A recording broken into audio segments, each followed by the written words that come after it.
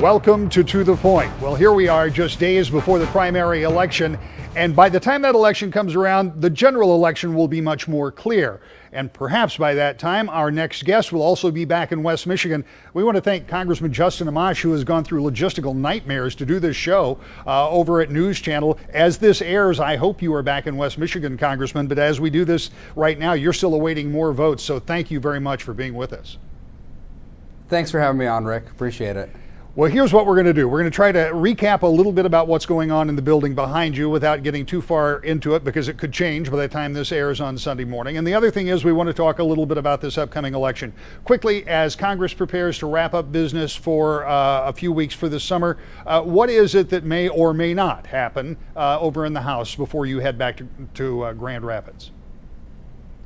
We're working on the border issue. That's a crisis that's happening right now. It's largely the making of the president, but we as Republicans believe that we need to do something before we go home, before we go back to our district. So we're here trying to get a bill passed, a bill that can get bipartisan support, we hope, and we're not going to leave Washington until we get something done. So we're going to work on that, and let's see what the Senate does.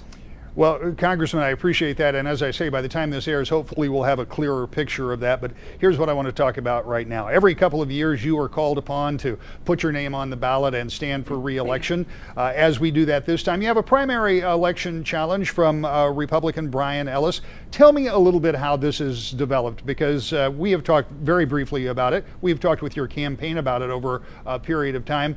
Tell me your take on the way this election is unfolding.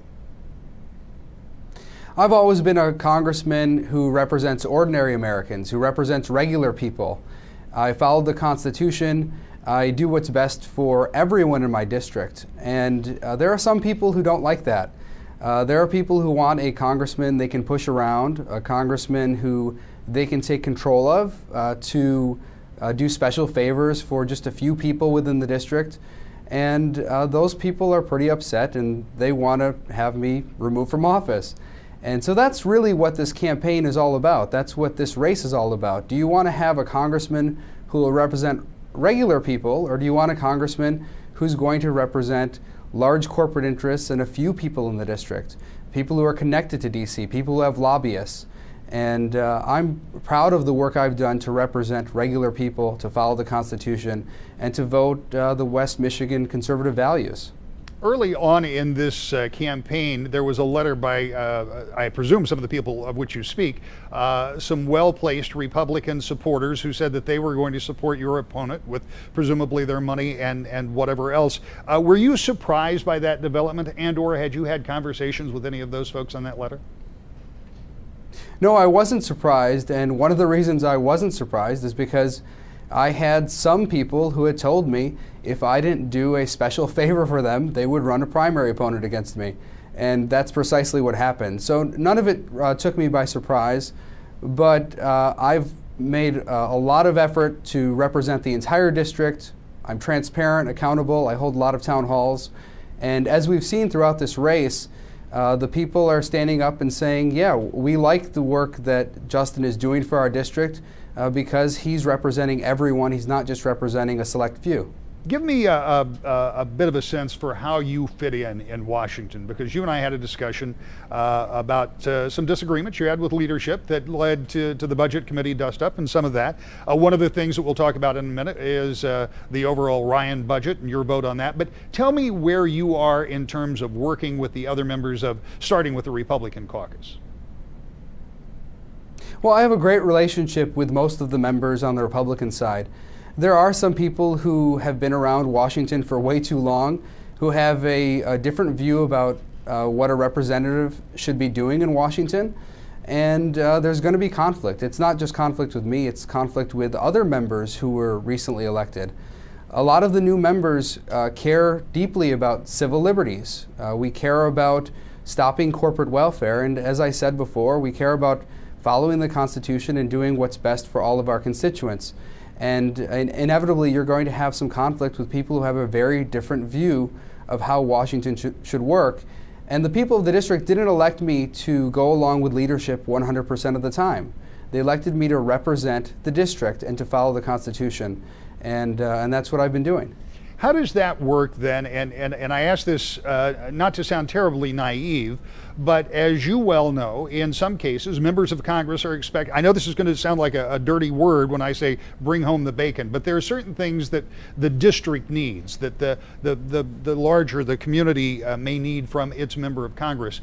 Does your relationship with leadership hinder your ability to do the things that need to be done, perhaps for your biggest city, for Grand Rapids, or for other areas in your district?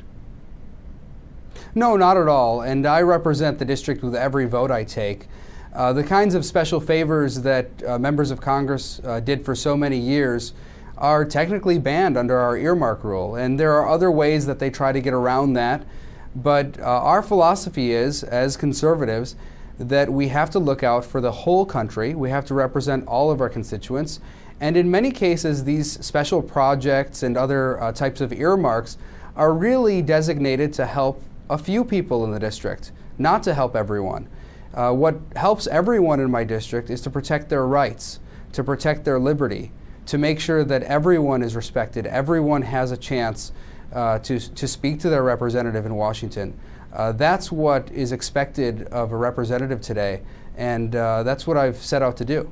I should have pointed out at the top of this that in addition to going out of your way to go all the way across Capitol Hill to do this, you are suffering from what a lot of us do when we're in Washington, a little bit of a cough or a summertime cold. So if you need to take a drink of water, please feel free to do so as I ask this next question, which is this.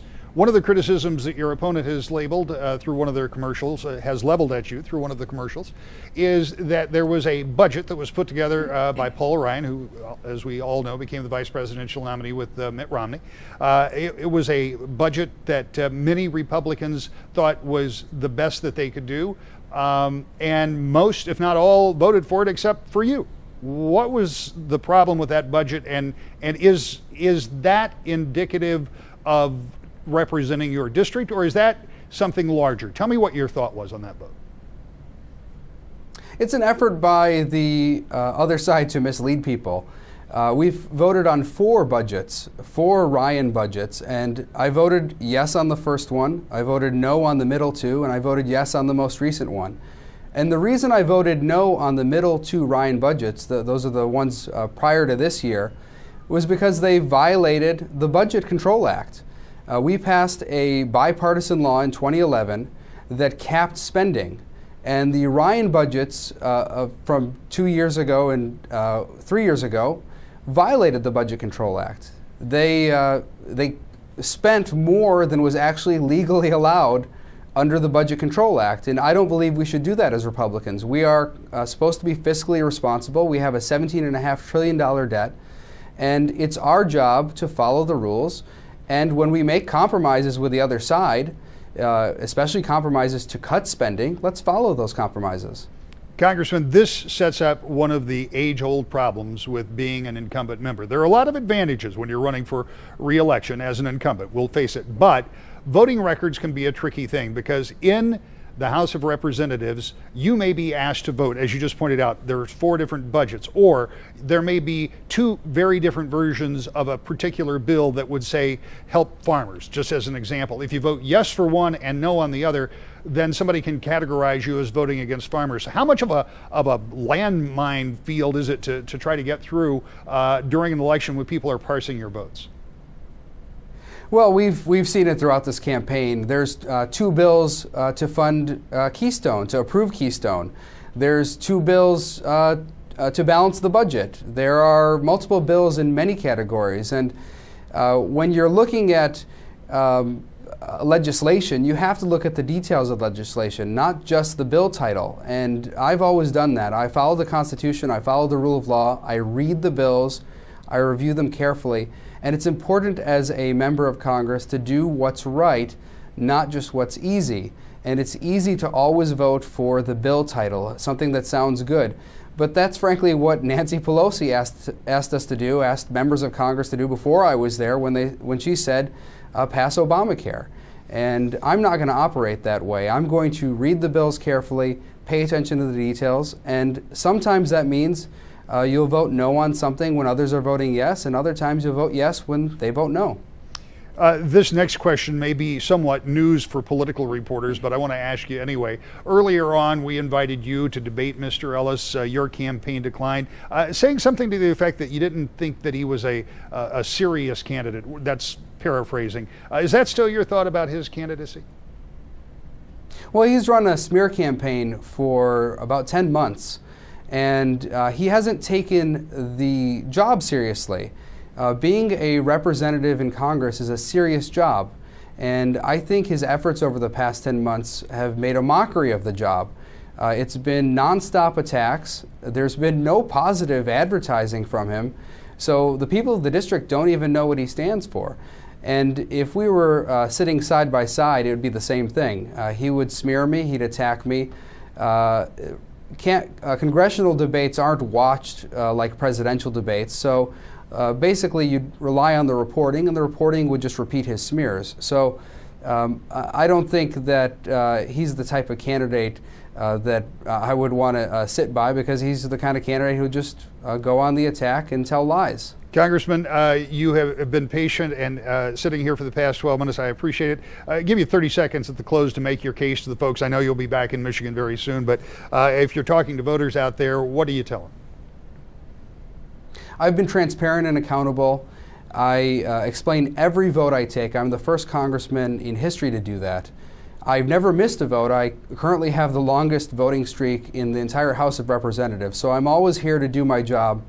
And most important, I follow the Constitution, I follow the rule of law, and I represent regular people. I'm here to represent everyone in the district, not just a select few who have connections. And I think that's what this race is all about. Do you want that kind of congressman, or do you want someone who's going to represent only special interests? Congressman, thank you so much for your time. We'll see you back in West Michigan very soon, and we'll be back with more To the Point in just a moment.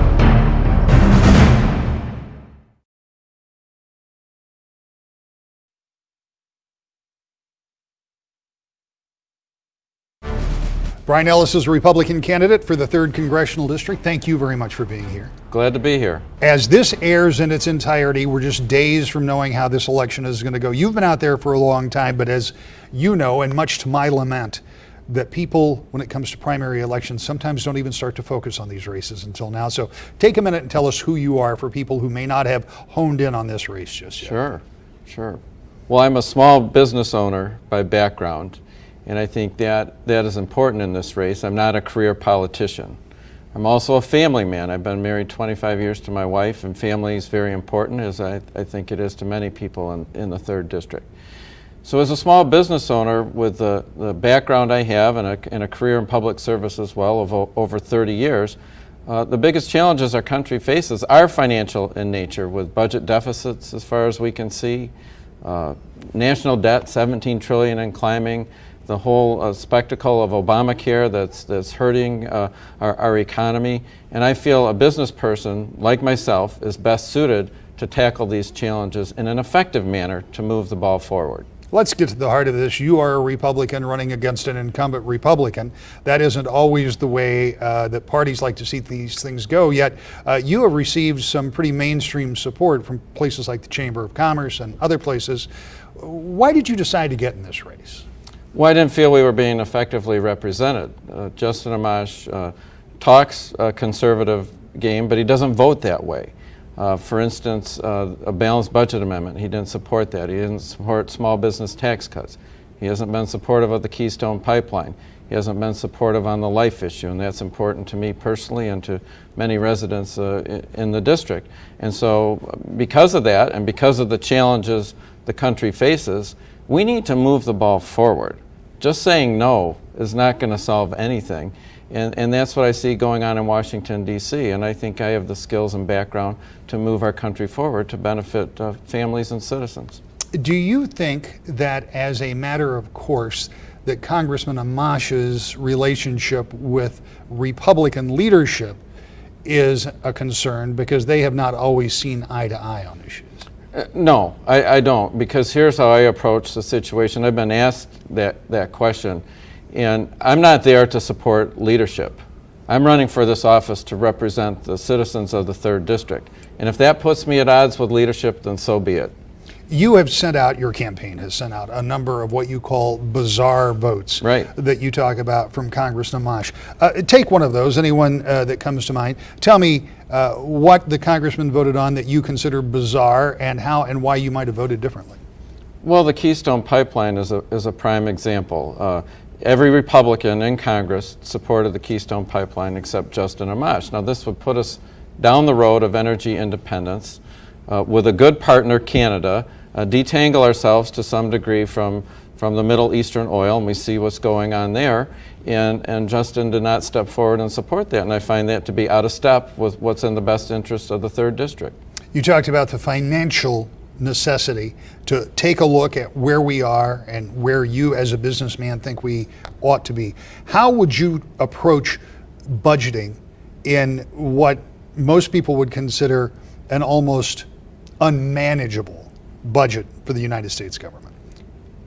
Great question. I would bring the business approach to managing the budget. And the business approach goes something like this. If you have 100 different priorities, the top priorities get maybe a freeze or a slight funding increase.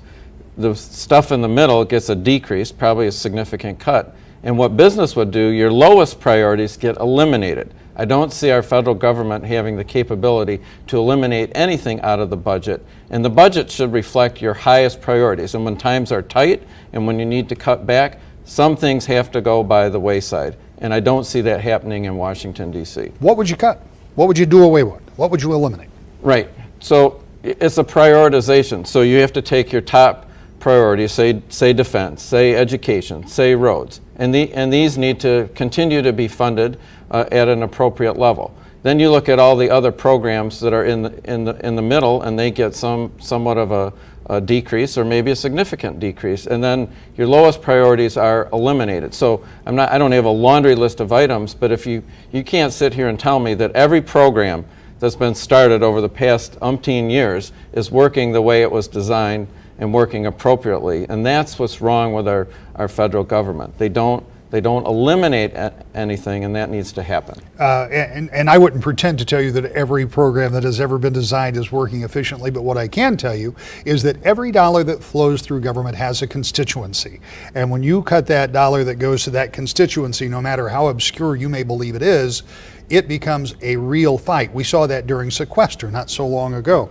So how do you build the consensus to get that done? Even if you have a majority in the House of Representatives, as Republicans currently do, if you are successful later this week, and if you're successful in November, you are still going to have, at minimum, a Democratic president that has the power of veto. So how do you get those things done?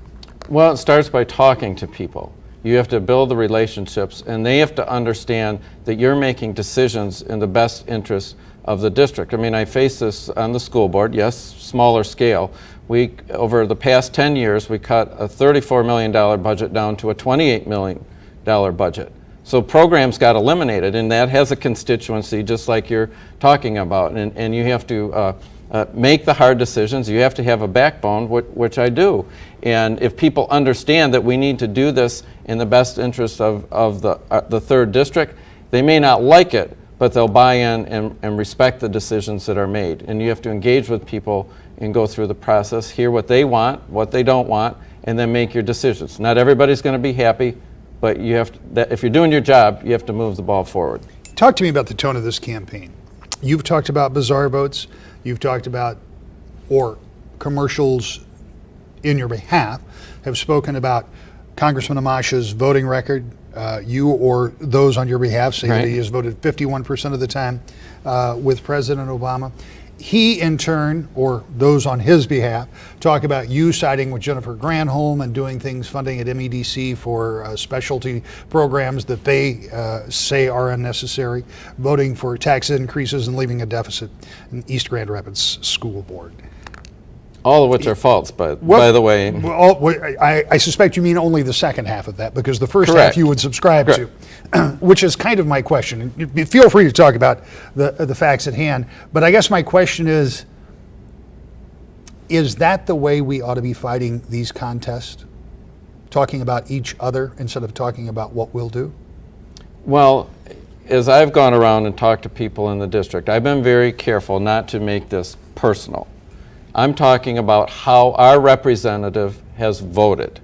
And I think that's fair game for any representative. So these bizarre votes that we're putting out, to me, are votes where I think our representative is out of step with the residents of the 3rd District. And I'm trying to publicize that and bring that up because I think once they realize that and dial in on that, they too will realize that these don't reflect their values. And that's the momentum my campaign has.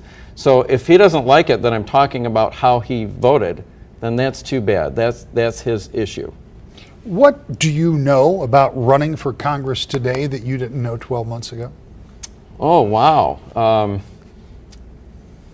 I ask because when people run for an office, whether state house, school board, anything else, I think that there is a pretty good learning curve the first time you start. Now, it's not that you haven't been out there before, but a congressional district's a big place, and it's a big stage upon which to play because you've got to balance television and radio and print, and you've got to be 1,000 different places at once, and you've got to take the slings and arrows not just from an opponent, but from those outside forces that are increasingly involved in campaigns. Were you prepared for all of that? Has this played out somewhat like you thought it might? It actually has. I think I have been well prepared. I mean, some of the personal attacks, I don't take it personally. It does hurt at some level, but you have to let that roll off. That's part of the arena that you're entering. And so I think that the scheduling demands have been, a little bit interesting where you're expected to be like 5 places at the same time. But I have a great team, and we're managing through that, and we're prioritizing and getting that job done. We've got a little over 2 minutes left. I would like for you to take this opportunity, and first a question, and then I'll give you a little bit of a forum. Let's just take for a moment this crystal ball and say that on Tuesday you are successful and November 4th you are successful, and now it's the middle of January of next year, and you have taken office and you're in Washington, D.C. What is the first thing that you would do as a representative for the 3rd District as a brand new freshman? What's the first thing you'd want to do? I think it starts by building relationships. Washington, D.C. works on building relationships. So that means people within your party, people across the aisle. It's a people business. And I'm used to being in a people business. So I want to sit down and have a cup of coffee with my colleagues, get to know what they're all about, learn what motivates them and what issues are important to them, and find where our common ground is starting out. Because then I think when the issues start coming at you, you can be better able to deal with that. And you need a give and take. It's not up to any one person, it's up to a collective body of 435. And so relationships are key, and I would get to work very hard day one on building those relationships. You've talked about the need to look at the fiscal state of the union, if you will. Now in that same scenario, what is it that you would want to approach first, understanding that the budget process is going to take a while? That process, actually there's a 2-year deal in place now, so you'd be working on a budget a year down the road. But if you had some input, what committees would you want to be on, and what other specifics would you like to first focus on in the next 45 seconds or so? Well, clearly our tax code is an abomination. I think it's retarding our economic growth. We have the highest rate in the industrialized world on the corporate side, and on the individual side it's way too complex. And so I'm a big proponent of a flat tax. I think Dave Camp has started the debate very nicely, and I would love to carry on that debate and be involved in that discussion in a very significant way, because I want to see our economy growing and performing at a much higher level, because that's good for our families and for our citizens. And right now there's too many things holding them back from achieving their full potential, and I want to remove those barriers so that they can succeed. So if all things went your direction, you'd want to be on Ways and Means? Sure, that's a great committee. Now I'm not projecting ahead, but that would be a good committee that lines up with my background. Absolutely. I appreciate you coming in and talking with us. Look forward to see what happens on this Tuesday, and thanks again for your time. Thanks, Rick. We're back in just a moment with more To the Point.